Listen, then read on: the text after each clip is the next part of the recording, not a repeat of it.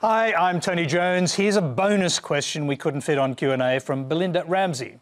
Hi, I'm Wesley Morris. You recently wrote about your emotional experience in separating yourself from the work of Bill Cosby after he was found guilty of sexual assault. In the wake of the MeToo movement, what would you say to people who still believe that the behaviour of actors and artists can be separated from their art? We have to ask for short answers, Wesley, but it's a tough one, isn't it? I mean, you and many of us grew up with Bill Cosby and he represented all sorts of things. How did it feel when he was convicted of these terrible crimes? It sucked. I mean, it did not feel great at all. And it felt extra horrible. I mean, I think it was bad that he did it, obviously. What made it especially awful was during the first trial, the way that he used Cliff Huxtable and Keisha Knight Pulliam, who played Rudy on the show, and his Fat Albert character to create this intimacy between him and his work that would make it hard to fathom that that person could be guilty of the thing that Andrea Constand was accusing him of having done. And I think that it was necessary, and it wasn't just about me sort of distancing myself from the work. It actually is not about the work at all. The work is, I mean, that is already a part of me. The thing that makes Bill Cosby a tough subject is the moralizing that I couldn't have appreciated that he was doing as a child.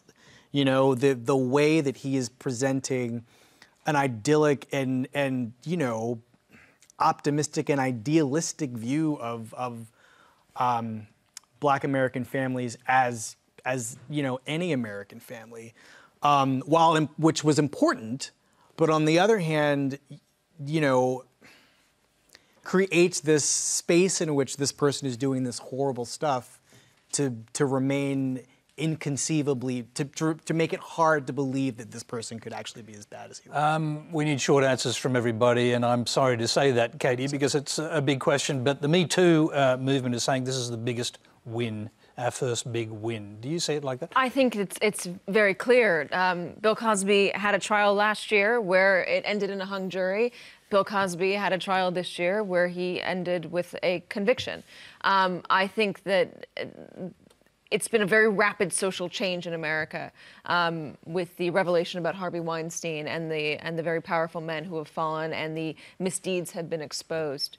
I'm not going to argue whether or not it goes too far in places or where the line should be. I think we're still figuring that out. But I do think it is in direct response to Donald Trump getting elected.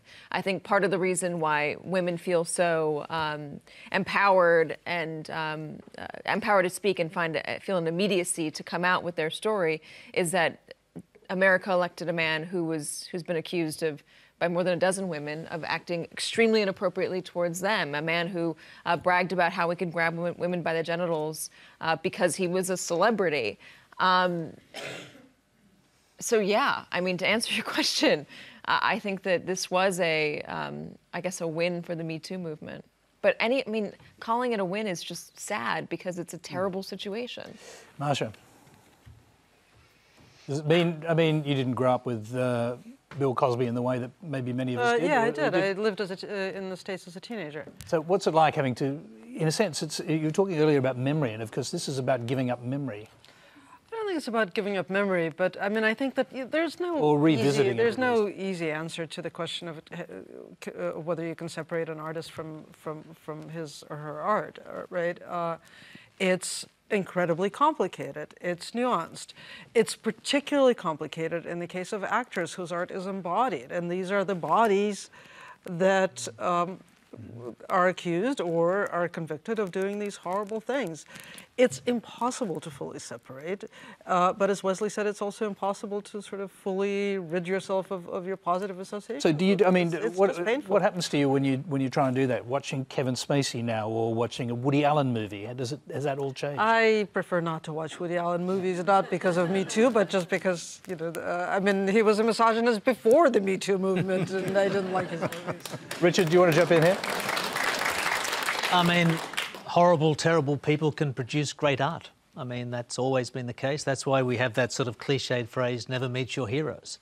You know, you become disillusioned. If you look back at literature in the 19th century, early 20th century, written by people who these days who we'd consider unadulterated racists, Kipling wrote great books.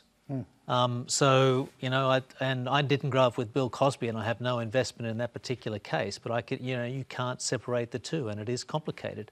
On MeToo, and this is just an observation in Australia, it hasn't been nearly as big here, and I don't know why that is. Maybe no First Amendment, that makes a difference. Maybe Australia's just a smaller club, and it's harder to break ranks here. So I suspect it's got some way to go. Alexis? I mean, is it a win for the Me Too movement? It's progress, but, you know, I'm eager to see if we'll actually go beyond sort of convicting individual men and actually addressing why women are so vulnerable in the workplace, actually talk about equal pay, actually talk about imbalanced power dynamics. I think that's the sort of the hard work that we're not really ready to deal with yet, as opposed to sort of going after individual men and abusers. That's the subject of a very long conversation. We'll have to have another time. We'll end it there. Thanks for your question, Belinda.